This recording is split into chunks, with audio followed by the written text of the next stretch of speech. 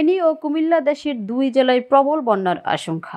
জেলায় বন্যার পরিস্থিতি অবনতির প্রবল আশঙ্কা করেছেন কানাডার সাসকাচুওয়ান বিশ্ববিদ্যালয়ের আবহাওয়া ও জলবায়ু গবেষক মোস্তফা কামাল পলাশ মঙ্গলবার সামাজিক যোগাযোগ মাধ্যম ফেসবুক পোস্টে এই আশঙ্কার কথা জানান। এর আগে সকাল থেকে শুরু হওয়া অতিবৃষ্টির কারণে ইতিমধ্যে প্লাবিত হওয়া ফেনী জেলা এবং কুমিল্লা জেলার দক্ষিণ দিকের উপজেলাগুলোর বন্যার পরিস্থিতির অবনতির প্রবল আশঙ্কা করা হচ্ছে।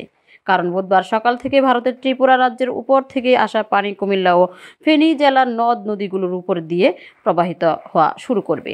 ভারতীয় আবহাওয়া অধিদপ্তর কর্তৃক পরিচালিত ত্রিপুরা রাজ্যের আগরতলা শহরের অবস্থিত রাডার থেকে প্রাপ্ত রাত 10:42 চিত্র হতে দেখা যাচ্ছে যে আবারও বৃষ্টি শুরু হয়েছে চট্টগ্রাম ও বরিশাল বিভাগের জেলাসহ ভারতের ত্রিপুরা রাজ্যের উপরে।